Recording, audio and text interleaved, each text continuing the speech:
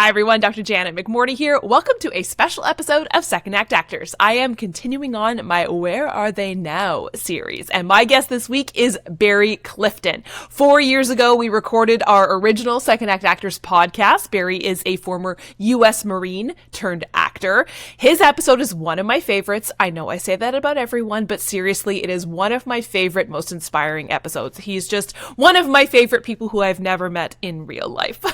After we recorded, his career just exploded. He's been on a couple of shows. They're just little ones, you know, just Yellowstone, just General Hospital, you know. He's had just, his career has just gone like kablamo, and I love it. He is also my good luck charm. If you're watching on YouTube, you'll see I'm kind of in like schlubby clothes because I'm about to go get on an airplane because literally while we were recording our episode, I booked a role, my very first principal role, and I'm about to go fly to go film this principal role, and I was like, oh god, I have to get Barry's episode all edited, and I'm not, I look a bit like a schlub, but that's okay, because Barry's my good luck charm, and we get to go do the things that we love to do, and I'm gonna go get on an airplane, and this is what we wear on an airplane when it's very, very hot outside in Toronto. Yay!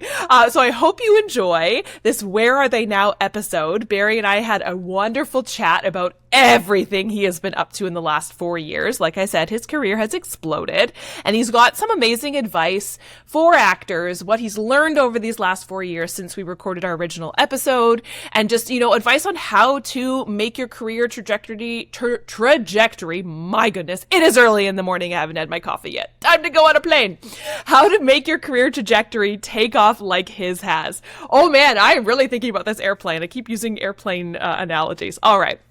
Time to get going.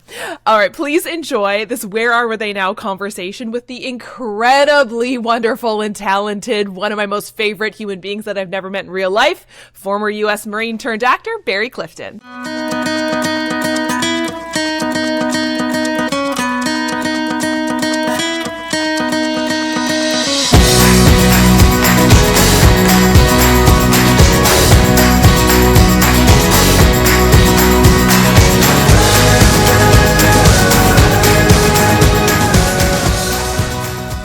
I was listening to your original episode. It was just like, it was so cool to like hear everything that you had been doing in your career. And then now I know, like, it's been 4 years, you have done some incredibly cool things in these last 4 years, to put it mildly, I guess. It's an understatement. So yeah, I know you got a cheat for sheet. sure. Yeah, and I don't, I didn't listen. I started to listen to the episode, but I don't, what was it, an hour long? I don't want to listen to myself talk for an hour. And I also realized, I was like, Susie, you were episode 28, and now I'm like 210 episodes in. I'm listening to myself doing my intro. I'm like, Janet, shut up. I'm just rambling on and on. Get to Barry, for God's sakes. And I've listened to myself, there I go, twice. I've listened to myself say and trying not to do that, and I've heard or saw a video where someone was talking about just pause instead of saying that word because I say it a lot.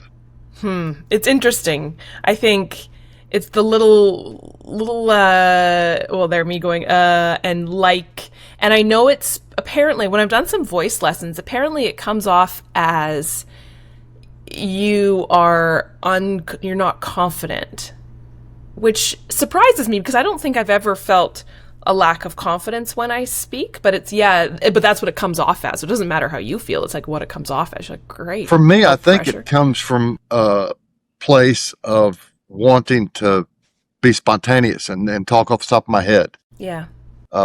See, stream of consciousness. Well, and sometimes that's the best. It's funny. This will be aired after this. Anyway, I just auditioned for. Have you ever heard or seen the movies? I think so. They're like a found footage movie, so kind of like the Blair Witch Project. So it's, somebody's holding a handheld camera. It's all scripted, of course, but like it's meant to look like you're filming a home video. And I found that audition incredibly difficult because they don't want any acting, right? They want, you're just being filmed as if you would be filming, Barry in a home video. And I found that so tricky because when I watch some footage, their stream of consciousness has ums and uhs. And here I am trying to stop that. I'm like, oh my God, this is so hard. What do you want from me? It seems like once we master one thing, I spent a lot of time and money. And as a matter of fact, you can see one of the bass traps behind me. I've got bass traps in my room, to help absorb the sound and help improve the sound, and a nice seamless paper backdrop and lighting and all this. And now they say, we just want you in your living room or whatever. They don't want and I don't know. I don't know. It's always changing. It's always changing. And I sometimes think, and maybe it's different in the States, I don't know. But in Canada, I find it really, we try and control the things we can control and be like, yes, I am better at acting because of my backdrop. Because I can control that. But I booked a Netflix show with my backdrop, it was crinkled and you can see a corner, it just did not look great. And then I've had casting directors be like, ooh, you really need to get a solid paper backdrop. It's impacting. I'm like, but is it though? And then you see the videos of, for instance, the gentleman who booked Stranger Things sitting on his bed, Yeah. Britt Lauer from Severance. She's actually lying on her bathroom floor doing the audition. You're like, oh, for God's sakes. What do you want? But yeah, you have had an incredible 4 years since we chatted. I would love to hear everything that you've been up to. Well, first and foremost, couldn't have done any of it without the support of my lovely wife, Catherine, who's still very supportive. And the main things that have happened is 3 new grandchildren. Yes, you were about to have a wedding when we talked. Performed my first marriage ceremony, Yes. First and only, because I am, they call it the Church of the Dude or something. You can become an ordained minister in the Church of the Dude and go to the courthouse and give them their $5 and you can perform wedding ceremony. So my youngest daughter asked me to perform their wedding ceremony. So that was a lot of fun. And as far as the career stuff goes, I first want to say I couldn't have done all of this. The team wasn't in place when we first met July of 22. Mm-hmm. Some of the team that was in place then is no longer, but the current team, Rebecca Eck with Exclusive Artists and Andrea Courtney with Established Artists, that's been a dream team for me. And they've got me in rooms I couldn't have got in before. It's not really a downside, but one thing that has changed is, of course, like everyone else, the auditions are slow right now. Mm-hmm.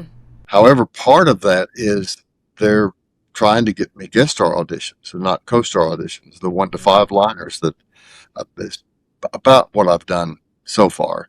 So they're really pitching me for bigger projects. And I told you about an audition that I can't mention that was a huge audition. Mm-hmm. Yeah. And I wanted to mention, we were talking about how things have changed and the paper backdrop and the lights and this.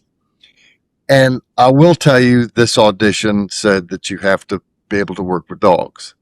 So in my slate, we also have a new puppy, since we talked last, a King Charles Cavalier. So in my slate yesterday, I was holding my King Charles Cavalier to show that I can, work well with dogs. Oh, I love that. I love that. And that's probably breaking a rule, but it was fun. Yeah. And I think that's key.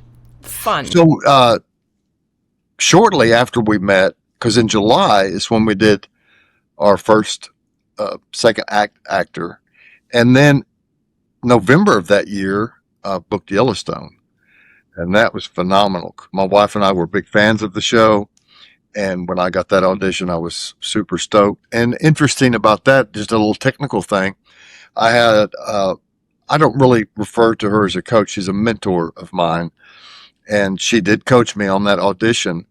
And it was interesting because I didn't have the last line in the scene. the wolf scientist. I could talk about it now because it aired years ago. There was a wolf scientist. I was at a podium, a bunch of ranchers behind me. The wolf scientist at the podium had the last line. And then the stage direction, which were very important, I've learned. The stage direction said that the crowd surges towards the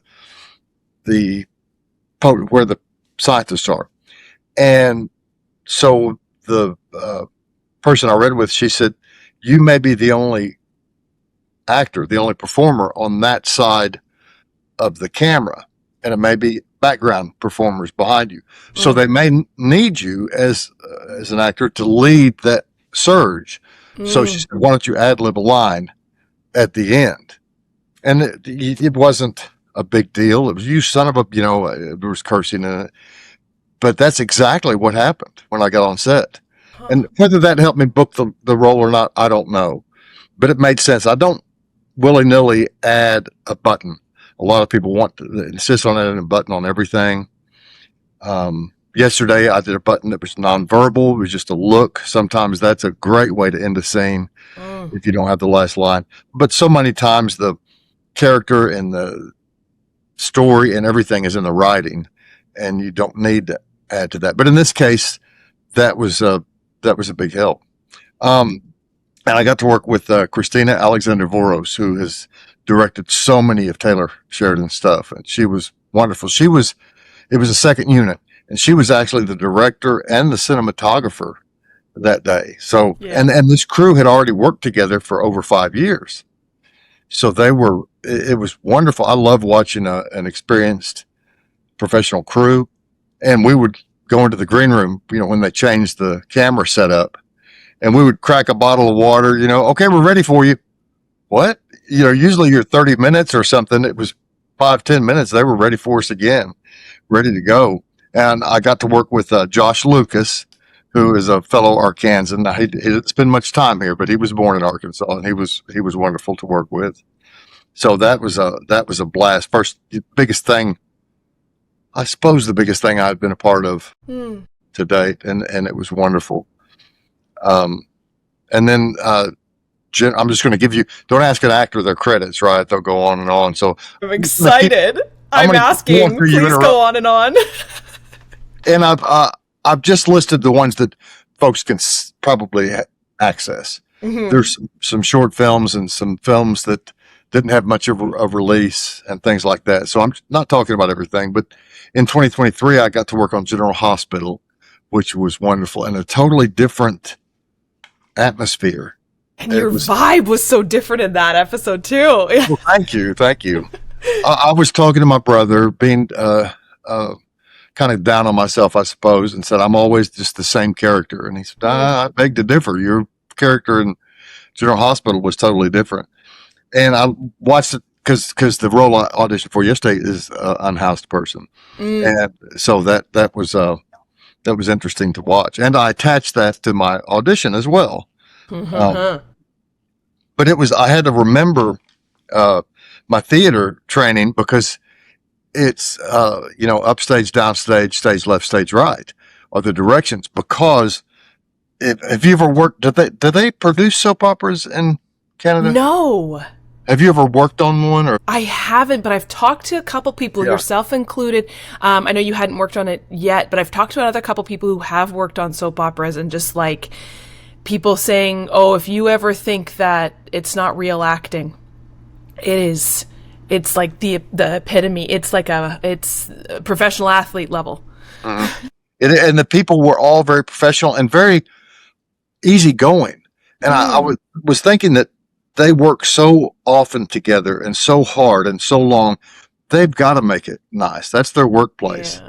And what was interesting about it is each set, say if you're in the doctor's office, and then they have the dorm room, and then they have the restaurant, and then those are each like 20 foot by 20 foot boxes.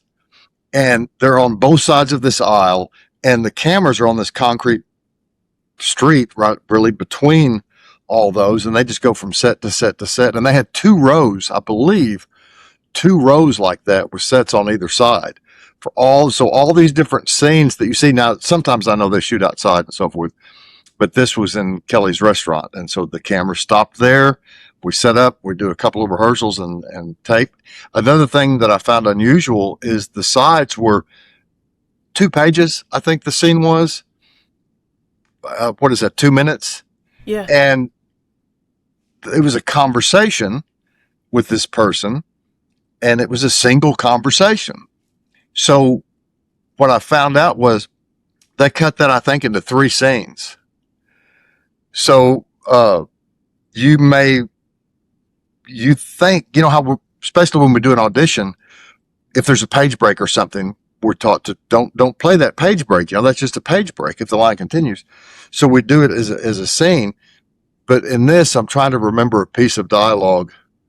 You know, can I have something to eat? That wasn't, but may I have something to eat? And then she replies, but then we had to, when we actually filmed this, can I have something to eat?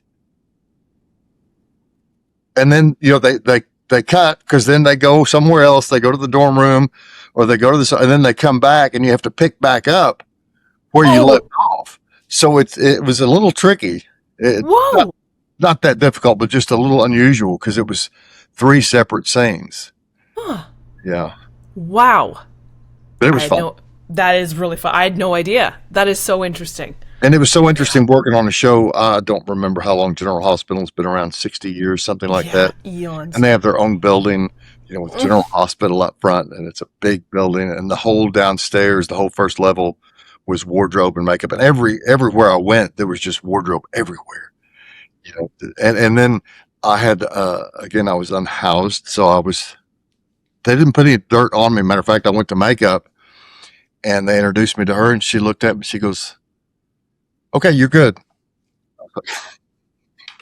So, is that an insult? Oh God. Yeah, no makeup, but the wardrobe had the makeup dirt on it. Yes. And so when I was finished for the day, I don't want to ask for a whole lot, but I went and said, "Is there a towel or something I could get to wipe some of this dirt off?" They came back, probably from wardrobe. They came back with a matching robe and slippers and a towel, and said, "The showers are down here." I thought, "Oh, okay." Cool. So it was a lot of fun. A busy, long day, mostly waiting. You know how it usually is. But the series, actually, it was the beginning day for a new contract player. I can't remember his name, but it was his first day. So that was kind of cool. But all the contract players were very nice. After that, some short films and so forth. But there was a film that released in 2025 by the name of Sovereign, written and directed by Christian Swiegel. And Sovereign I described it as an American tragedy, beautifully told. It's based on a true story that happened in West Memphis, I believe in 2000. West Memphis is in Arkansas, Memphis, Tennessee, West Memphis, Arkansas. And it's a true story about a sovereign citizen. If you've not read about them, they're an interesting bunch of folks. And so I got to work in a scene with Nick Offerman and Jacob Tremblay. Dennis Quaid was in the film, but I didn't get to work with Dennis. But it was a wonderful film. I learned a lot about. I researched sovereign citizens for the audition. Yeah. You know, I wanted to know what I was dealing with, and that was wonderful to get to work with him. One of the nicest guys I've ever seen on set. You know, was nice to Crafty and the PAs, and everybody called him by name, and just wonderful. And then he was at a little podium standing in the middle of this courtroom, and we were about finished. We had one more coverage of like the court reporter, and he bends the podium over and is looking at how it's constructed. And I said, "Do you do carpentry?" He said, "Oh, I do a little bit." Well, I think he's written 3 books on carpentry, news, and you know. He's a legend, yeah. And I didn't know. I should have researched him more. I bet he loved it. It was, probably, but it was wonderful. And I got to go to the premiere at Tribeca in New York, and that was wonderful. Got to take my wife and had my first. I know we're supposed to act like we've been here before, you know, but I haven't been to a lot of these places. I had my first Getty image taken, and my wife got to be with me for that, so that was wonderful. That's amazing. And I had been to one premiere before, God's Not Dead, A Light in Darkness, years and years ago. This was different though, because I wasn't asked to the red carpet. And this one, they saw us walking up, and they had a little area uh, roped off for cast and crew, producers, and so forth. And they, Barry, come over here. So we were in there, and people were starting to form around. Not a huge release, but anyway, they said, Mr. Clifton, so being first on a call sheet, that's great, right? Being first called to the red carpet, that's the other the other side. But anyway, they called me to the red carpet, and I now, I was just kind of walking, and I realized, no, you go in front of, they have names of which publication they represent, the cameras, and I didn't realize, but they were kind and walked me through it. And you stop in front of each one till they're done, and then you go to the next. And because I was just like walking and look, and no, you stop, and then you go and you stop, and you go and you stop, and then the gentleman with Tribeca, he said, "Would you like to give any interviews?" And I said, "Nobody wants to talk to me." And he did. Thankfully, he didn't argue. He said, well, I think it's good we got a few pictures. Oh, Me too. But I mean, you had some big names there. So, but it was a wonderful experience. Would like to do it again. And then the after parties and so forth were just a blast. And getting to go to New York and do it there was wonderful. And then you may have heard of the most recent release, the Madison, Taylor Sheridan, and I got to work with Christina Alexander Voros again, which was amazing. And she was kind enough to send me a text afterwards talking about how great. And I asked her, I don't know, it was like a year later. We're always looking to just try to move the needle a little bit. So I texted her and I said, could I quote your text on my website? So if you go to barryclifton.com, you'll see what she said, because she said absolutely. So I quoted her on that. But I got to work with her again, and that was lovely.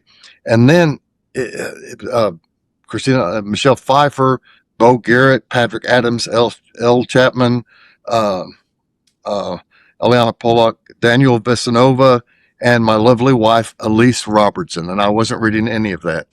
It was just wonderful.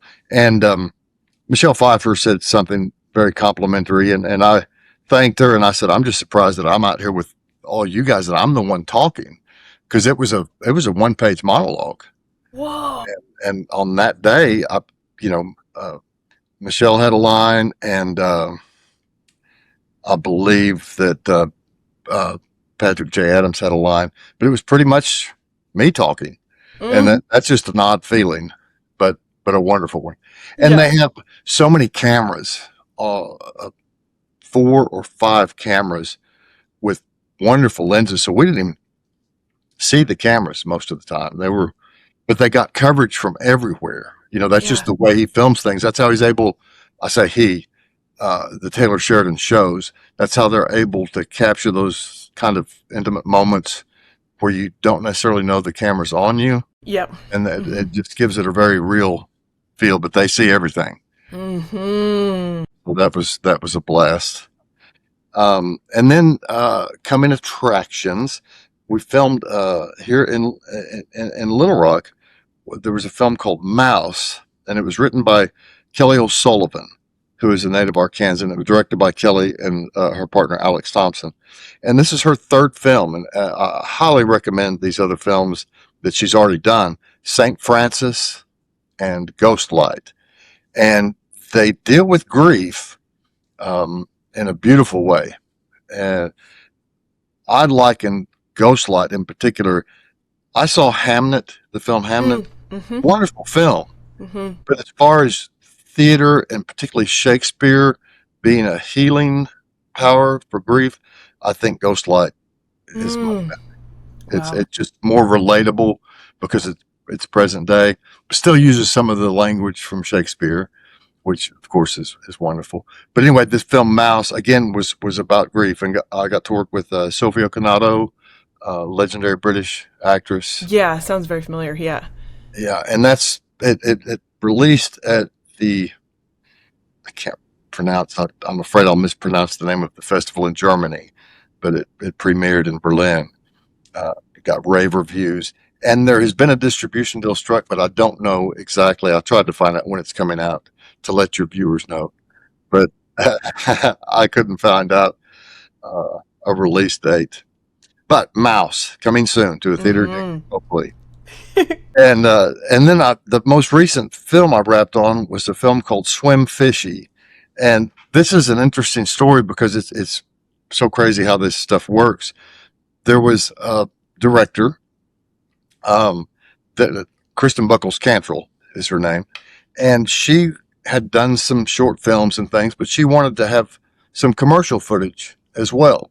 So she was going to just shoot a spec commercial, that no one paid for it or anything. She just to make it on a reel, and she was going to do it for uh, Carhartt.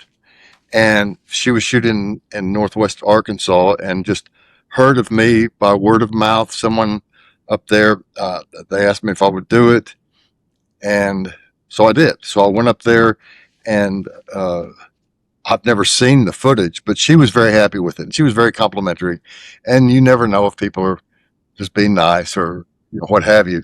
And I said, well, I hope you're getting what you want, what you envisioned. And she said, are you kidding me? I've had to call my husband twice to rewrite this film I'm writing to get a role for you in there. And I still think, thank you. I Yeah. appreciate it. We'll see. Well, sure enough, she made this film called Swim Fishy, and she wrote a role for me. And I got to work with, and her husband, Stuart Cantrell, is the cinematographer. And this was Kristen's first full length feature film. She's a writer and director.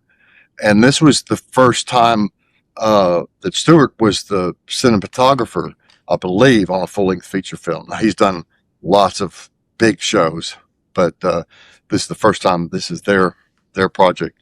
And I got to work with John Gallagher Jr. Mm-hmm. He won a Tony for the role he originated in Spring Awakening, Wow. Broadway, and Lola Kirk, who is also a country and western singer from New York. One of her albums, I think, is called Country Curious, which I think is great. And I didn't get to work with Pauline Chalamet, but I did get to meet Pauline Chalamet. So that was wonderful, and knowing that they're fans, I suppose. Kristen and Stuart just very kind to me, and I messaged something about, if you need someone to just say, here's your coffee. Yeah.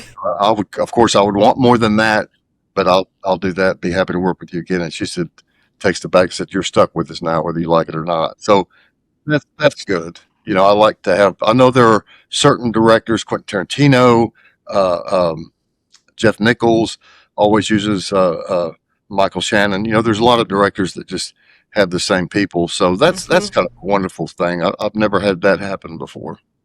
Yeah, well, and we see it in every industry. I know people gripe about it. They're like, oh, they're not giving any chances in it. We do it in medicine all the time, right? In the operating room, I'm going to work with the same nurses that I love to work with. In Team Canada, we're bringing on the same people because you know them, you trust them, you get along, like you were saying about General Hospital, right? Like they're making it a good environment because this is your workplace. And then when you trust people, especially in the entertainment industry, which can be a little bit of a interesting place to develop trust. It's so important, and it's also like you're saying, it's a huge honor as an actor when people think of you, right? They go, "Oh, Barry, yeah." It is. And as a matter of fact, there was a student film. I did a student film just recently. I guess that was actually after Swim Fishy, shortly after, as a matter of fact, and that was a decent budget film. But the student film, not so much. So as they are, but I had just watched the Actor Awards screeners that they send out. The SAG Awards is now called the Actors Awards, and wonderful films.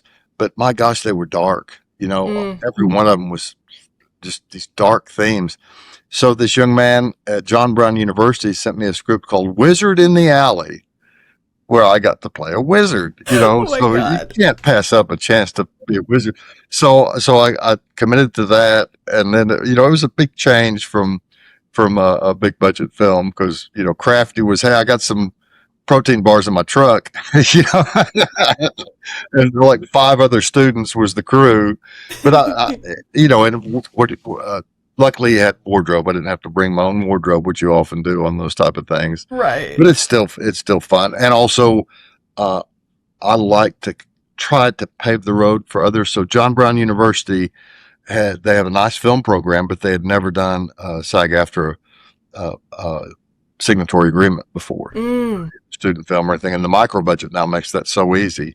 So thankfully, they were willing to do that. So that's the first SAG film that JBU has done that I'm aware of, because I've tried to get them before. They've offered me roles. I said, well, before you do a SAG signatory agreement, and they wouldn't do it. So that's cool.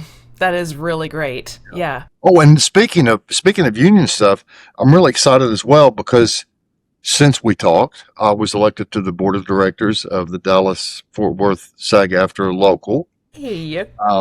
And it's mostly Dallas folks on the board, because that's where the majority of that Dallas-Fort Worth local covers North Texas, Arkansas, and Oklahoma. So the majority of the members are in Dallas. That's where the local is.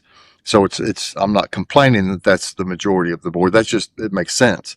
So I was pleased to get on there as an Arkansan.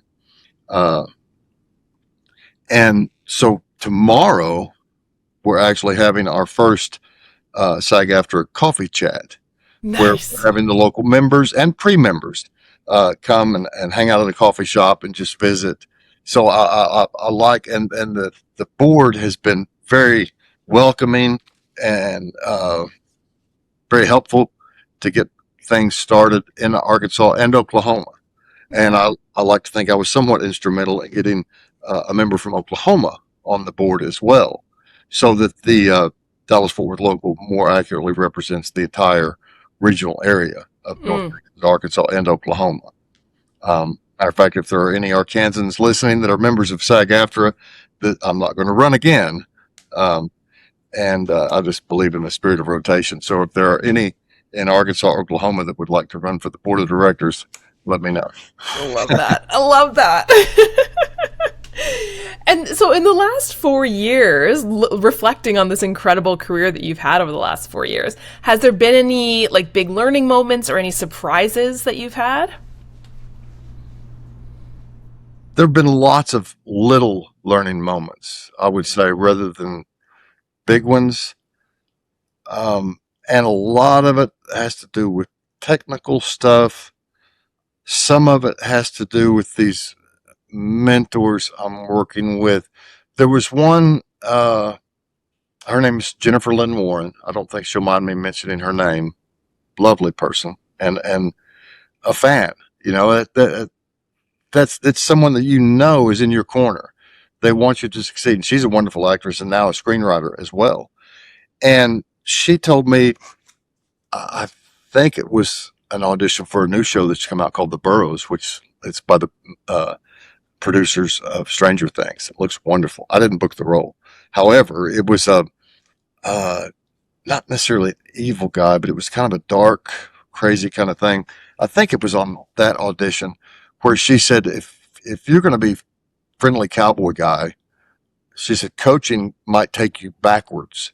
You know how to do that, you know, but when it's the darker characters, that's where I need help, because I like to think I'm kind of a nice, easygoing guy. To access that darker side, which is in there somewhere, that's difficult for me to do. So I learned that, you know, there are some things I suppose I could always benefit from coaching and learn something. I love reading on We Audition and getting different perspectives. And sometimes I try to get actors who have actually booked a lot of work and work with them. And sometimes they have wonderful small adjustments. Sometimes they don't have any. And that's another accomplishment, and something I think some of those learning moments have come from is I've done almost 3,900 auditions with other actors. And there's a benefit to that. You know, I mean, I practice cold reading every day, almost every day, and keep my finger on the pulse of what's casting. I think that may be where I learned that a Taylor Sheridan show that was going to be called NOLA King is now called Frisco King. So they moved the location from New Orleans to Frisco, Texas.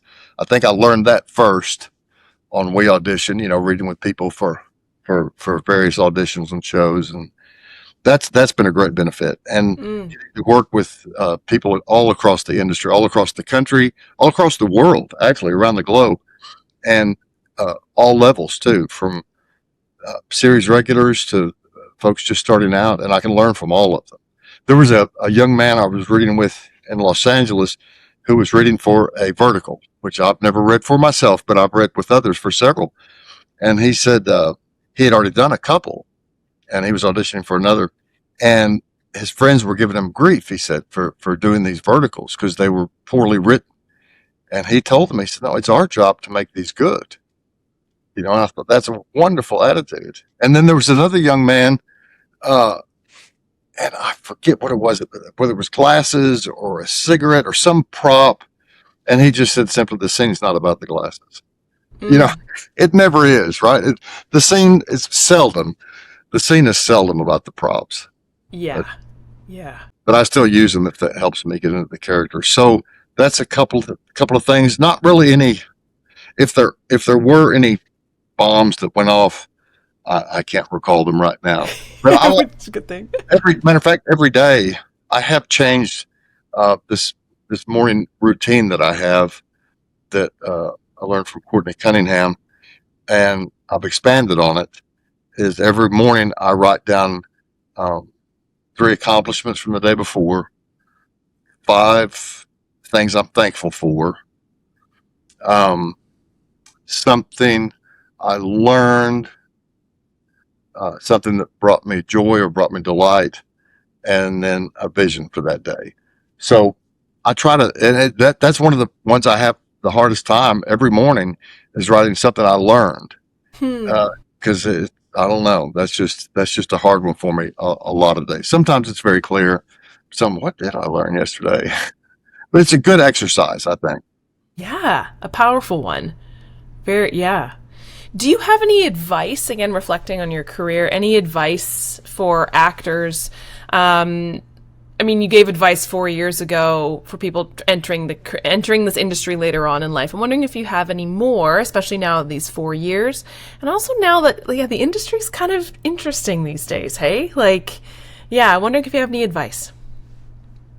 The same advice, as well as maybe a couple of others, but the training, and I'm not one of those who, there are a lot of people who strongly believe in constantly being in classes. I've heard some A-list actors say that they're in class all the time, and that's fine. I think it works for a lot of people, but I do believe career coaching, audition coaching, image consulting, Mm, all those things, because I need an outside eye.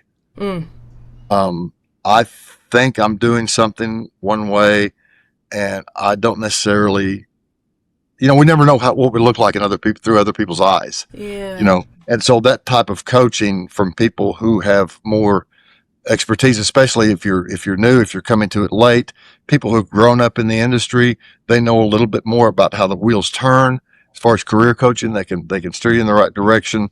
Image consulting, I don't know how she does it, but Buckley Sampson just has an eye for, and it seems like a simple thing that's not real cheap, but it's because she has a good eye for Mm, looks, and I told her, well, I don't need to go into that, but so I've heard 2 people recently talking about don't quit. I used to hear in another organization I was part of, don't quit before the miracle happens, hmm, and I think that is true, but also I still remember what Audrey Moore, her first 2 episodes in her podcast were about quitting. mm, Sometimes it makes sense to quit. And she mm, talks about how you may love to swim, maybe your favorite pastime, but you would never consider swimming in the Olympics. And if you're going to be a professional actor at the highest level, it's the freaking Olympics. And if you just want to go to your hometown and work in community theater or regional theater or something like that, being student films, 48-hour films, what have you, that's fine. So with that caveat, I'll say don't give up unless it makes sense to you. But if you want to do this professionally, just stay in there and keep at it. And then I saw the same thing, uh, may have been in an email signature. It was like somebody somewhere at some time is looking for you, exactly for whew. you, and don't quit before you find that Oh, person. oh, I love So that. that's it. It's a long game, especially now. there's a lot of people probably having to get out of this. I was fortunate enough, and if you can, I have learned that this industry is not equitable. Mm-hmm. It's expensive. Mm-hmm. You have to have all your subscriptions, your headshots, your equipment, all that stuff. And I wish it were more equitable, but it's not. So if there's a way that you can make a living, and I've heard that a lot of actors now are not doing this as a primary career. Mm-hmm. I think maybe a majority of actors are not actors as their primary career. They have something else that they do. And I think you love what you do. I didn't particularly love what I did. I did initially, it was a little privately held company, kind of family oriented, had a dog wandering the halls. But then it was sold to a corporation and sold to a bigger corporation, sold to a bigger corporation to where it got where I didn't care for it much at all. But so I am fortunate enough to, I don't know where I started how I started down this road, what I'm talking about now. But anyway, you got to have money. Yeah. Yeah. It's true. It's true. Do you have anything you are looking forward to coming up?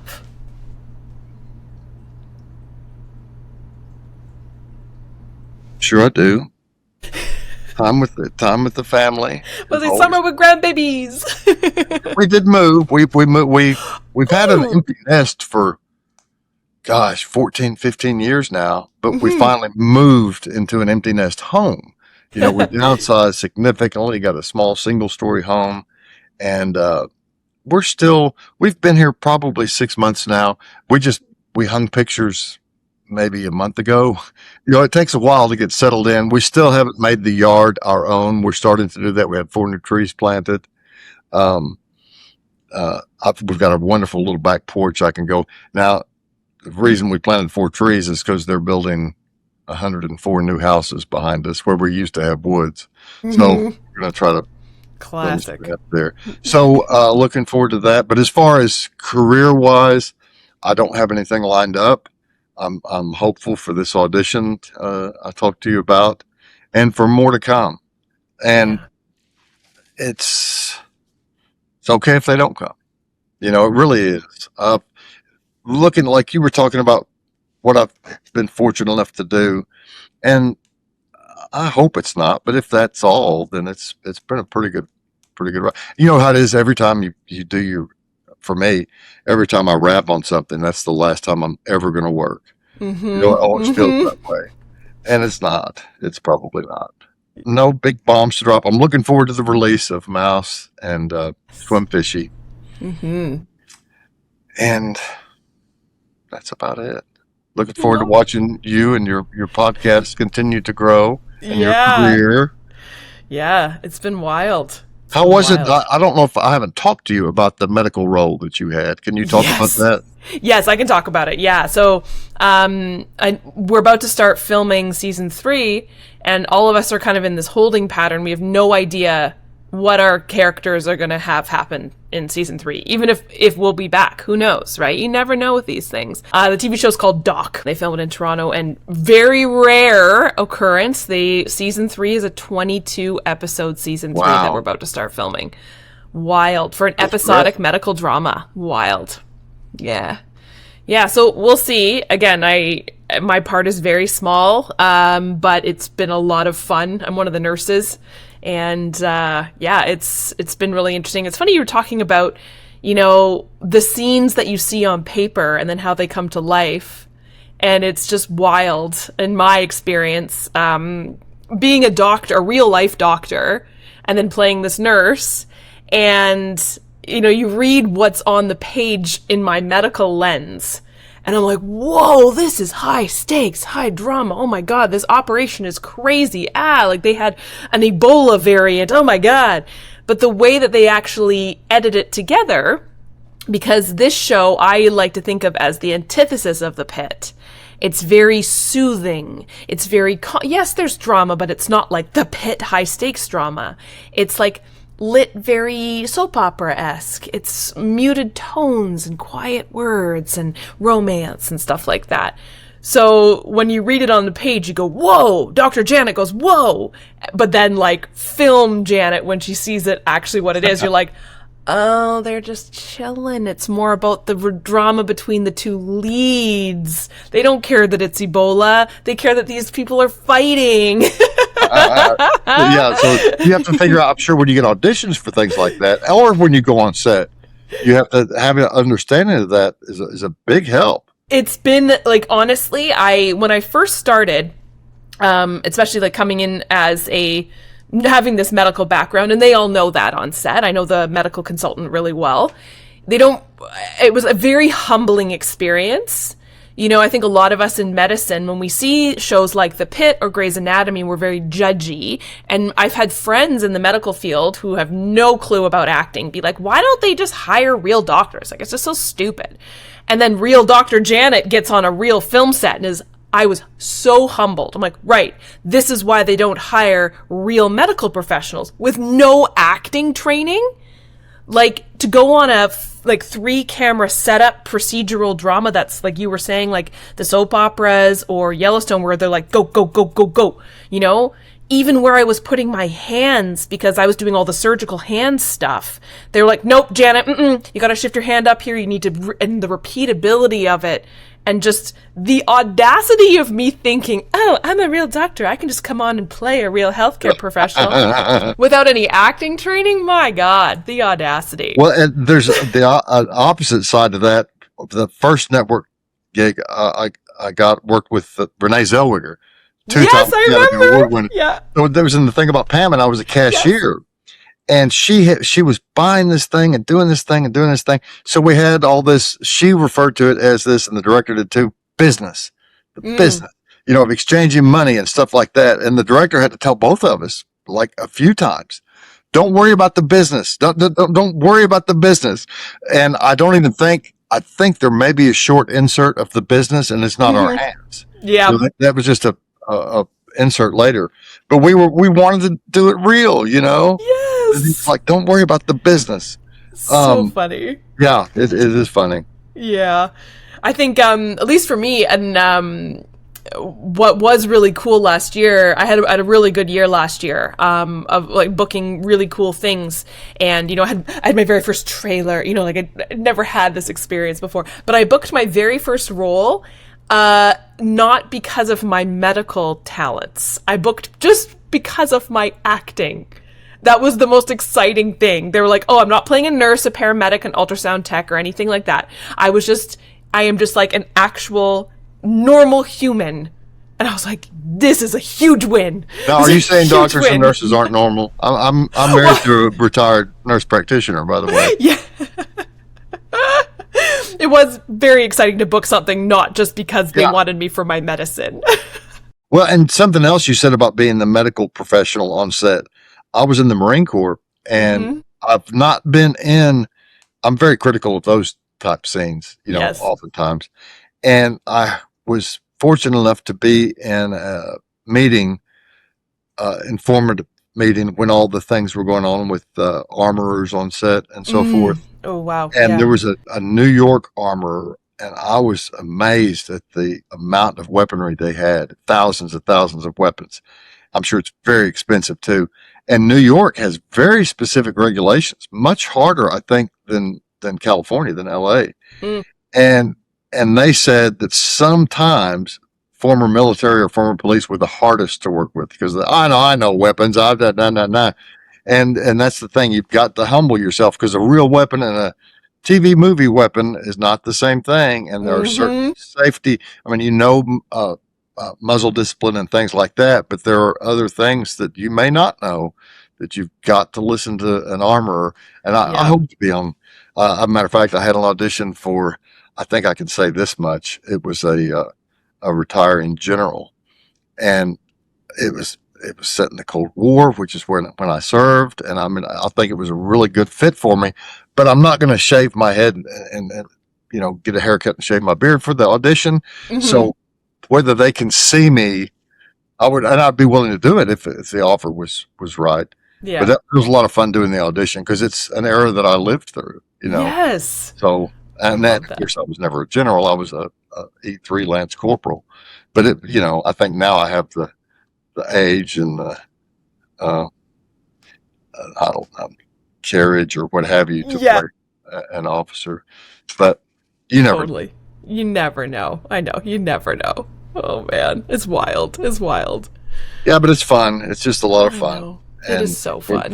I do have something else coming up. I wanted to mention, Ooh. 24-hour plays.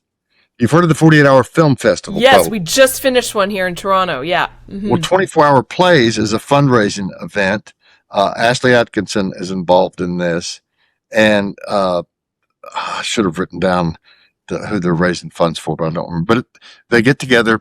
We get together. Uh, they ask local uh, uh, actors, writers, what have you, to be involved, and then they assign you to either be a writer or an actor, or I guess maybe a prop master. I don't remember. But anyway, they've asked me to be an actor. They asked me to do it once before, and I had to cancel because I booked the Madison. So when I said yes this time, secretly hoping that was my good luck charm. But anyway, so that's coming up, and that you get together on a I believe it's a Sunday, and everyone's called, and you're supposed to bring a piece of clothing from home that you're not too attached to, that might be kind of fun or whatever, may inspire one of the writers, and then a prop from home too. Again, you get them back, but they may be damaged, so nothing that's too precious. And everyone meets up, and then uh, I think that may be like an 8-hour day. The writers, however, they stay overnight My God. and they write the plays. You show up the next day, you rehearse all day, and you perform them that night. My God. And I think it's like So fun. six plays or something. Whoa. So that's going to be fun. And That's so cool. the thing about those, like I also do something here called Young Storytellers, which is a great program they have in LA and New York and at Little Rock and a couple other places where they get fifth grade students. And it's my understanding that they get students that may have uh, not necessarily developmental issues, but communication. They may just be real shy or may not be able to communicate well. And they uh, give these children mentors. And over several weeks, they write screenplays. They call them screenplays. They write these films. And then a bunch of the local actors, we show up and go to the school library and we audition for the Oh kids. my God. And, That's so and then, of course, we fun. all stand around. No one's going to pick me. And then they come Chorus up, line. would you be the cheese monster? I'd love to. And so then 5 minutes later, you kind of glance at it. They let you know anything. And then you go out and perform them in front of a bunch of other fifth graders, but Oh my scripted. God. And, but the kids get to go down the red carpet, step and repeat and have their picture taken and they have their voice heard. Yes. And part of the wonderful things about that, of course, that's primarily to see the kids just glow, but also to get to see all the friends and colleagues, that I've worked with, or maybe not, new friends and old. It's wonderful to hang out with those folks. That's one of the Love things that. when I first got into theater, when my mom got me into theater as a kid, the first thing I fell in love with was the people. There's just a camaraderie that's wonderful. Yeah, you can't beat it. You really can't beat it.